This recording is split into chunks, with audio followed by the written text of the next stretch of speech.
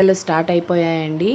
So ఈ ఎండలకి మన బాడీ అనేది చాలా వేడిగా ఉంటుందన్నమాట. సో మన ఈ వేడిని తగ్గించుకోవడానికి బెస్ట్ రెసిపీ అన్నమాట ఇది. పాతకాలం వంటకము.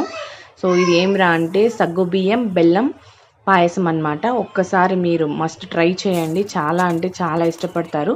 ఇప్పుడున్న దానిలలో మనం ట్రెడిషనల్ వంటకాలు చేసుకుంటేనే చాలా ఇష్టపడతామండి. నార్మల్ ఐటమ్స్ అయితే మనము తిన్నా కూడా యూజ్ ఉండదు. అండ్ ఇప్పుడు వచ్చి మనకు ఎండకి బాడీ అనేది చాలా వేడి అయిపోతుంది. కోల్డ్ ఇలా అవుతుందన్నమాట. చాలా వరకు కోల్డ్ అవుతుంది, వేడి వల్ల అవుతుంది. సో అలా వేడి ఉన్నప్పుడు ఒక్కసారి ఇలా మీరు కానీ ఈ సగ్గుబియ్యం పాయసం కానీ చేసుకున్నారనుకోండి, దెబ్బకు మీ ఒంట్లో ఉన్న వేడి మొత్తం తగ్గిపోతుందన్నమాట.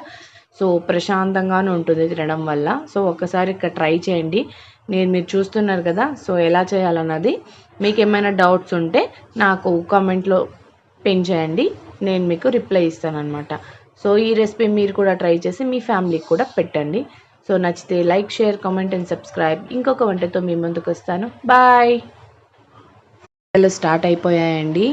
సో ఈ ఎండలకి మన బాడీ అనేది చాలా వేడిగా ఉంటుందన్నమాట. సో మన ఈ వేడిని తగ్గించుకోవడానికి బెస్ట్ రెసిపీ అన్నమాట ఇది. పాతకాలం వంటకము. సో ఇది ఏమిరా అంటే సగ్గుబియ్యం బెల్లం పాయసం అన్నమాట. ఒక్కసారి మీరు మస్ట్ ట్రై చేయండి. చాలా అంటే చాలా ఇష్టపడతారు. ఇప్పుడున్న దానిలలో మనం ట్రెడిషనల్ వంటకాలు చేసుకుంటేనే చాలా ఇష్టపడతామండి. నార్మల్ ఐటమ్స్ అయితే మనము తిన్నా కూడా యూజ్ ఉండదు. అండ్ ఇప్పుడు వచ్చి మనకు ఎండకి బాడీ అనేది చాలా వేడి అయిపోతుంది. కోల్డ్ ఇలా అవుతుందన్నమాట. చాలా వరకు కోల్డ్ అవుతుంది, వేడి వల్ల అవుతుంది. సో అలా వేడి ఉన్నప్పుడు ఒక్కసారి ఇలా మీరు కానీ ఈ సగ్గుబియ్యం పాయసం కానీ చేసుకున్నారనుకోండి, దెబ్బకు మీ ఒంట్లో ఉన్న వేడి మొత్తం తగ్గిపోతుందన్నమాట. సో ప్రశాంతంగానే ఉంటుంది తినడం వల్ల. సో ఒక్కసారి ఇక్కడ ట్రై చేయండి. మీరు చూస్తున్నారు కదా, సో ఎలా చేయాలన్నది. మీకు ఏమైనా డౌట్స్ ఉంటే నాకు కామెంట్లో పిన్ చేయండి, నేను మీకు రిప్లై ఇస్తానన్నమాట.